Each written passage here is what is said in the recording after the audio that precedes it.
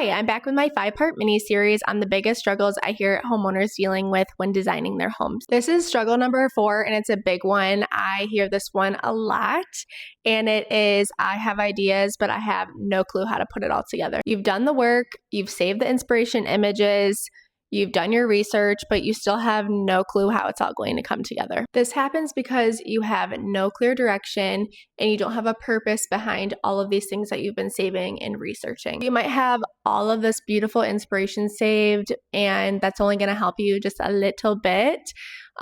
Because just because it's beautiful doesn't mean it's actually going to work in your space, in your home, and with your lifestyle. So I'm here today to give you some tips on how you can turn that vision into actual design direction. We have tip number 1, and that is to give everything a purpose. Without purpose, you have nothing. Again, you can have all of these beautiful images saved.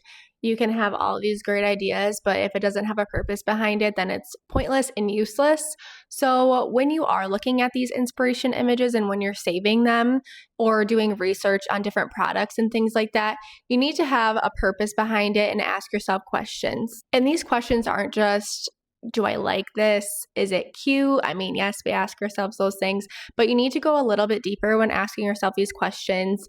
And that would be like, how do I want this space to feel? And how do I want this space to look? How do I function in this space? Or how do I imagine myself functioning in this space? What is the purpose? What is the use?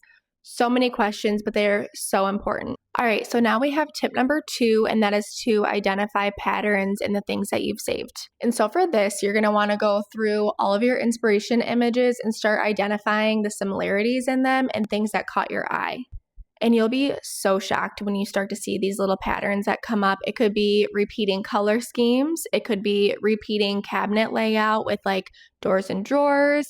It could be the tiniest detail with like a plumbing fixture, noticing that you like, let's say polished nickel. There are just so many little things that you can start identifying that you would have no clue existed unless you actually took the time to sit there and analyze everything that you researched. And one thing I really wanted to point out was just because you save an inspiration photo doesn't mean you like every single thing about that photo. Sometimes it's just like the countertop detail, or maybe you like the flooring, or you like the crown molding. Like, it doesn't have to be the whole image. So that's why it's so important to sit and analyze what you're looking at, because if you're working with a designer or your builder or whoever else, it is so important to know what you like out of these images, because then you'll be able to easily communicate that back to these people, because they're trying to help get the design as close as possible to what you have envisioned.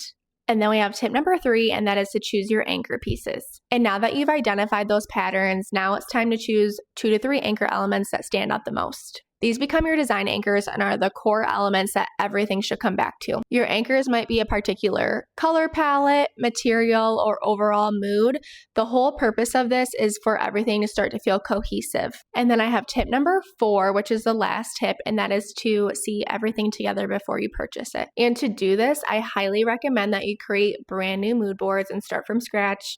You'll want to take those patterns and then those design anchors that we identified and put them all together. Mood boards are always evolving, and it's completely normal to be changing and rearranging them. I do this all the time with my client work. And the more you refine your mood boards, the better design direction you're going to have, which is going to lead to smarter choices and smarter purchases. Now your vision really comes to life. You've given everything a purpose, you've identified patterns, you've identified your anchors, and then you pulled everything together. This gives you a cohesive design roadmap that you can use throughout your entire project.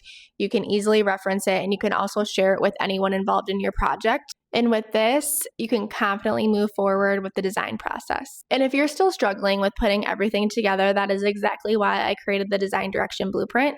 I take all of your ideas and put them into a comprehensive design plan that you can follow and implement on your own timeline. I'll be back soon with the last struggle.